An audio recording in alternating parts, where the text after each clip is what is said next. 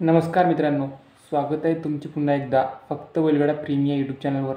तर मित्रांनो, तुम्ही जर आपल्या चॅनलवर नवीन असाल तर आपल्या चॅनलला सबस्क्राईब करा, कारण आपण बैलगाडी छायाचित्राविषयी नवनवीन अपडेट आपल्या चॅनलमार्फत देत असतो मित्रांनो।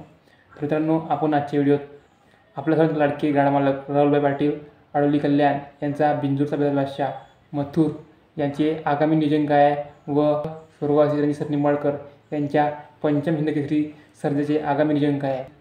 तर मित्रांनो, मथुर आता आपल्याला नेमका 3 फेऱ्याच्या मैदानात पडताना दिसणार की बिंजोरला पडताना दिसणार। तर मित्रांनो, मथुर आपल्याला येत्या 1 तारखेला आयोजित भव्य दिव्य मुळशी केसरी या मैदानात 100% पडताना दिसणार आहे। म्हणजेच मथुर या 3 फेऱ्याच्या मैदानात आपल्याला पडताना दिसणार मित्रांनो।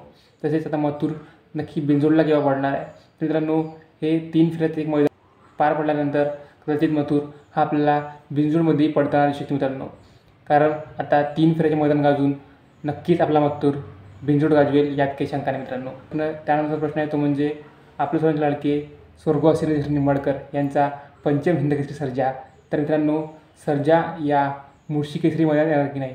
तर मित्रांनो, सर्जा ही नक्की आपल्याला या मुळशी केसरी मैदानात पडताना 100% दिसणार आहे व सर्जाचा पहिराही हा 100% फिक्स झाला मित्रांनो।